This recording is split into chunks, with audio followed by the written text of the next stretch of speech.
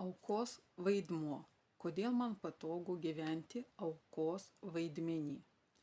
Todėl tada aš galiu kaltinti tėvus, nes jie mane auklėjo griežtai, kategoriškai, jie daug ko man neleido, jie ten, nežinau, net mane mušė, rėkė pastoviai, ne? Ir dėl to aš esu, pavyzdžiui, dabar nelaiminga, nes ten tėvai, ne? Auka. Nes, pavyzdžiui, aš einu į darbą, kur manęs nieks nevertina, nes aš labai ten dirbu daug, dirbu viršvalandžius, nieks to neatlygina ir vis tiek aš einu į tą darbą, ne, vėl auka. Pasirinkau, pavyzdžiui, vyrą netinkamą arba ten kažkokį, nežinau, tikrai blogietį, ne, kuris ten kiekvieną vakarą geria, kuris mane pastoviai kritikuoja, kuris manęs nemyli, kuris man jokių komplimentų nesako, ne, ir vėlgi aš esu vargšelė auka. Lygiai tas pats. Draugės visada tik skambina, kai jums kažko reikia, kai nori paverkti, ne, kai man kažko reikia, tai jokios draugės nėra, ne, ir vėlgi aš auka, kai kažkam reikia, o man nereikia, ne, aš auka, nes pavyzdžiui, politikai, prezidentas, ne, kad jie valdo ne taip, kad jie nesirūpina žmonija, kad jie nepakelia minimalios algos, kad jie nekontroliuoja kainų, ne, ir vėlgi gyvenu aukos režime. Kodėl man tai patogu? Todėl, kad taip aš gaunu dėmesį, taip aš gaunu gailestį iš kitų, taip aš kaip ir pakeliu savo vertę, ne?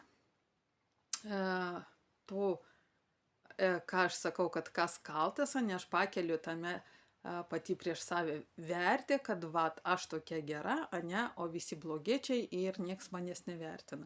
Tai pirmas klausimas, kodėl tu pati savęs nevertini, ne, kodėl tu esi arba bendrauji, pavyzdžiui, su tais destruktyviais, su blogais tėvais, ne, kodėl tu vis dar esi su tuo blogu vyru, kodėl tu kažko nedarai su savo vaikais, kad su jais turėt kažkokį ryšį, ne, ir kodėl tu tada neini į politiką arba tapti prezidentę, ne, tam, kad kažką pakeisti.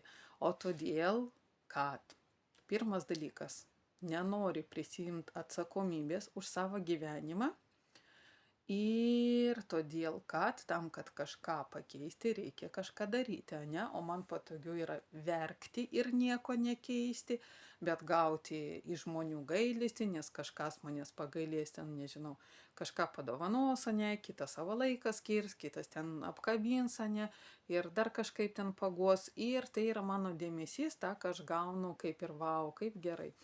Nes pirmas dalykas irgi, jeigu tu kažką darai, tu nesiskusi, ne? Ir ko labiausiai nemėgsta žmonės,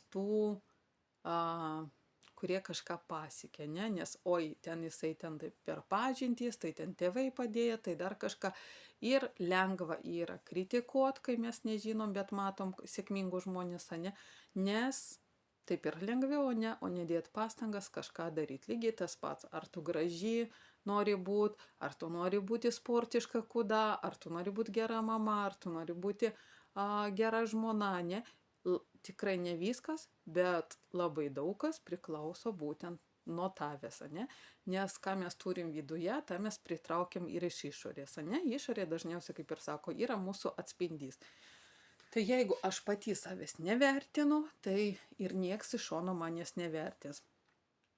Pati tikrai nebuvau ten ideali ir, pavyzdžiui, tikrai būdavo ir tokių darbų, kad, pavyzdžiui, aš ten dirbu, nežinau, 70% našumo, ne, bet aš rėkdavau, kad vat, aš tikrai gerai dirbu, o direktorius manęs nevertina, ne, arba gal nedarbas, gal ten laikotarpiai kažkokie. Ir kodėl? Tikrai pastebiu, kad reikia dažniausiai tas, kas turi daug laiko, nes kas neturi laiko, jisai tiesiog neturi kada verkti.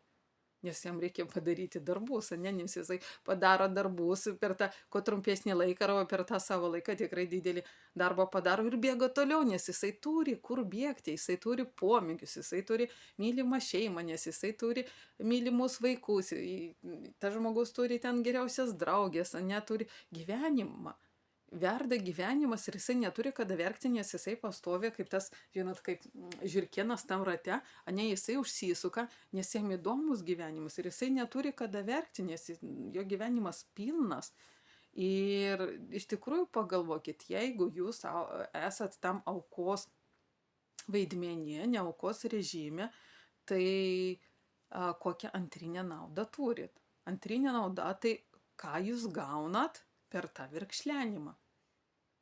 Tikrai pagalvokit ir būkit sąžiningi patys su savim tam, kad atsakyt savo į šitą klausimą, nes tikrai jūs turit kažkokios antrinės naudos iš to, kad verkėt ir skundžiatės gyvenimu. Tai linkiu būti sąžiningai su savim ir atsakyti šį klausimą.